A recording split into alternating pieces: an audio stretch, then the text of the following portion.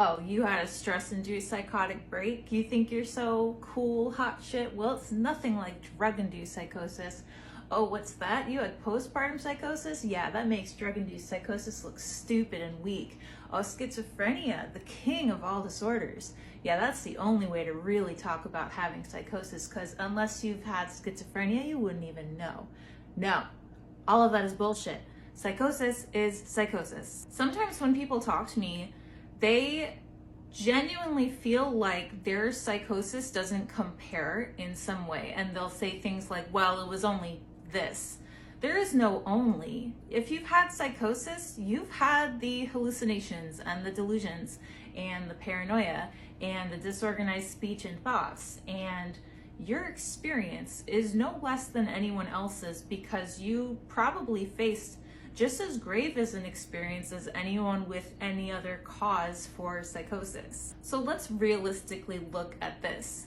Psychosis is a symptom that occurs in different conditions. It's not a condition itself, it's a symptom of mental illnesses, but it can also be triggered by postpartum. It can be stress-induced, sleep deprivation, grief. There can be a number of reasons a person would go into psychosis, and you don't have to have some formal mental health diagnosis to have a valid experience with psychosis. Your experience is no less than anyone else's just because you didn't get some stamp of approval on it. There are so many different ways to experience psychosis. While there are a lot of similarities, like I've talked to so many people that also thought they were Jesus, there are just as many differences. I know people who have a great time in psychosis and they don't want to take their meds because they don't have terror or anything really scary happening to them, whereas a lot of other people just, have really horrific delusions and hallucinations. There are also people who are just like high on life. You can also be aware of your symptoms and just like stay in psychosis knowing that you're hallucinating, while there are also people who have no idea that they're hallucinating. There are people who only have episodes for as little as a month to as long as over a year. There are people who just are always psychotic even when they're on medication. So everyone's experience is different, but at the end of the day, we've all been there and we all know what that felt like. That's irrefutable. I'm just going to dispel it right now that the notion that your psychosis is not valid is silly. It is, and I say that with love because I felt that way up until I started making videos on TikTok. I genuinely felt like because my psychosis is episodic and not ongoing, I don't count and I don't really get to claim myself as having schizoaffective disorder because I'm like asymptomatic. But the thing is, it was life altering. It changed my life forever. So even now that I'm stable and I'm not having symptoms, my life is still forever affected by psychosis. And I think that's true of a lot of the people I talk to. Most of the people I talk to, pretty much everyone says, yeah, this changed me. This affected my life to a major degree.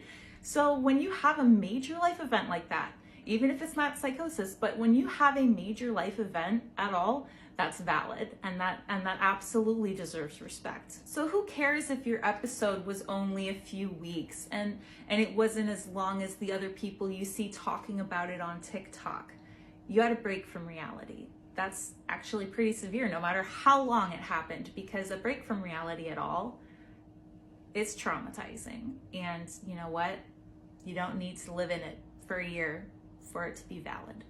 One consequence of psychosis that I don't really hear get talked about a lot is blackouts. And I tend to have blackout periods during my more severe psychotic episodes, and it is incredibly disorienting. I think anyone who's had a blackout can agree that blackouts are disorienting. But there's something about having a blackout in psychosis that just has that extra oomph to it, where it's a lot more heightened and can really contribute to the delusions and hallucinations that you're already having. Now, I've never really had blackouts outside of psychosis. I've never been much of a drinker, and among my friends and family, I'm known for being the one person who will always refuse a drink, so drinking has never really been my jam. And I've only ever had one blackout, which was from an unaliving attempt that I had in high school, and the method I chose resulted in me blacking out a good 17-hour chunk of time. And I came to in the hospital, surrounded by my friends and family, being like, how the hell did I get here? What is going on? So from that one experience, I do remember how incredibly, disorienting. I don't know a better word for it. It was just disorienting. Like, it was a very disorienting experience to go from 1 minute passing out and then the next being in a completely different environment. People I didn't realize were going to be there. Like, how did I get here? What is going on? How much time has passed? What day is it? Where am I? It's a clusterfuck. So in Psychosis, when I would have blackouts, it would be like that to the millionth degree, because not only am I going from, one memory to a brand new memory with no context in between, but I am being kind of manipulated by the delusions I'm having so that this gap of memory will play into whatever reality I'm already in. I will give an example of this one very distinct blackout I had, because I think it was like the clearest I can tell of what was happening.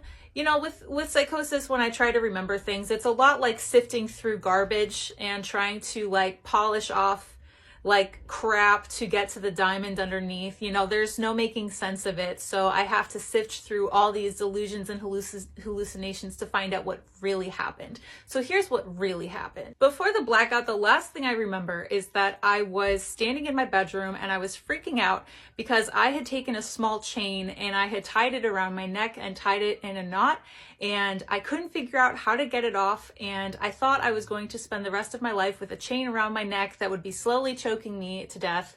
And also, it's worth noting that all of my piercings were intact. I have, a bunch of piercings, and they were all there. None of them had been taken out. And then, almost as if like a magician just snapped his fingers, I suddenly was coming to in a different room. I was in my hallway, and one of the first things I noticed is that the chain around my neck was gone. And I have no idea to this day how it got taken off of my neck, because I tried so damn hard to get it off and I couldn't figure it out for myself. Another thing I noticed pretty quick is that all of my piercings had been taken out. I don't know why I felt like taking them out, but my ex-husband told me that I had just, in a fury, had to take them all out. Another thing is that my front doorway in the hall had been completely chained shut, which really freaked me out and scared me, because I already thought that I was in hell and I was being kept captive in hell. And this just made me think that the devil was trying to keep me even more. But my ex-husband told me that I had done that, which blew my mind, because I couldn't imagine me chaining the door shut for any reason. So crazy enough as it is to wake up or come to from a blackout, like, I had this whole world that I was in already. Like, I was in hell and I was some sort of a captive prisoner in hell, and it has just been escalated immensely by this blackout, because everything I don't remember doing to me was done by the devil. And all of the things that were already being led up to in this delusion, like, oh my God, how am I going to escape? Well, now it's just been cemented that I can't escape because I'm locked in and the door is chained shut. I had no idea that I did that. So in my mind, I really was a prisoner, and I believed that wholeheartedly. It was so amplified because of the blackout. Have you had blackouts in your psychosis? Has that amplified your experience in any way? How has that affected your other symptoms? I'd love to hear it from you, so let me know. I think it's not uncommon for people with psychosis to have interactions with the police. Unfortunately, I have heard so many stories of there being police involvement with people who were in very heightened states in their episodes.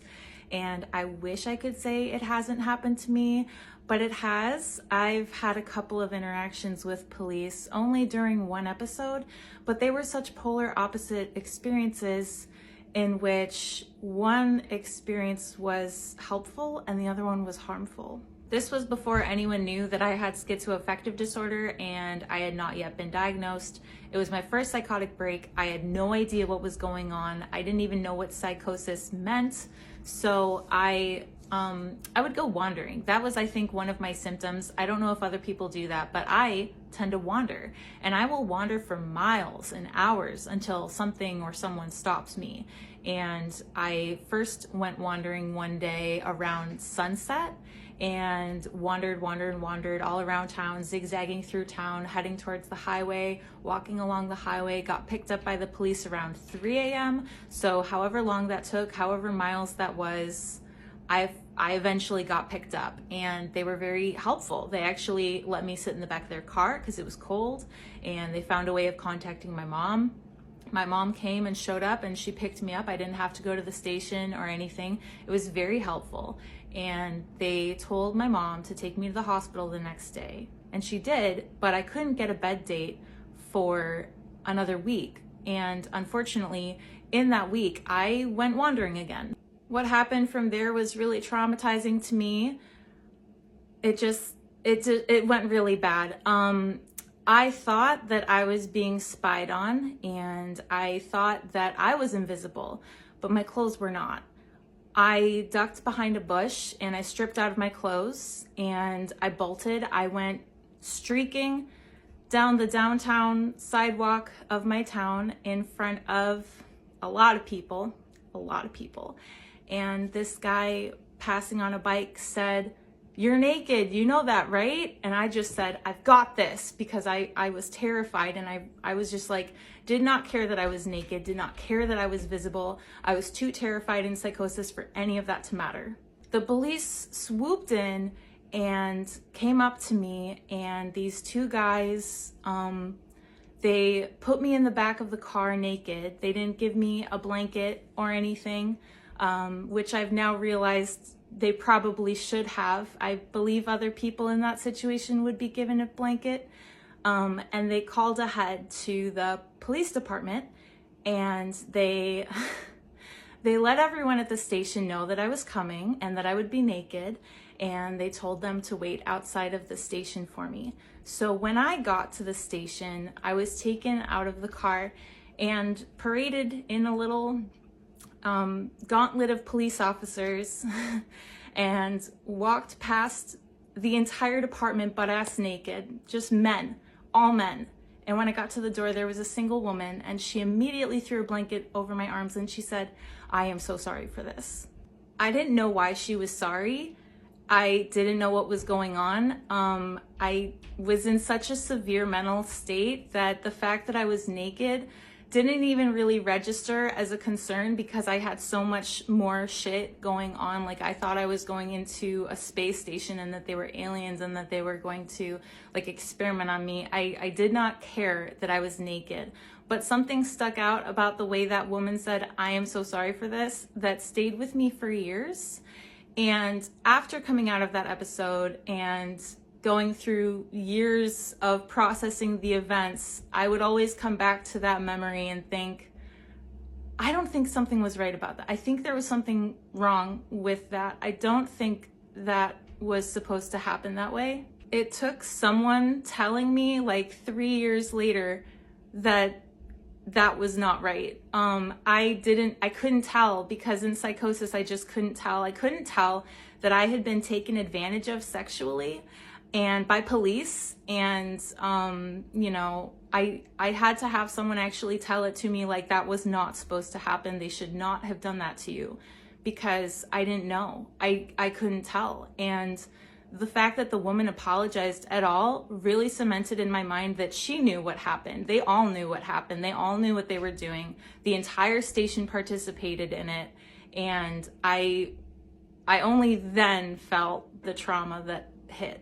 I think if I had been cognizant of reality in that situation, if I hadn't been in a psychotic episode, I probably would have been treated differently. I think, unfortunately, it's all too common for people in psychosis to be treated in a dehumanizing manner, because when people see something they don't understand, specifically a break from reality, they tend to lose sight of the individual inside of that body, and they don't seem to register that we do have sound minds outside of an illness, and we unfortunately can be taken advantage of in a lot of different ways. This is, I think, my second video about being taken advantage of on a really high scale.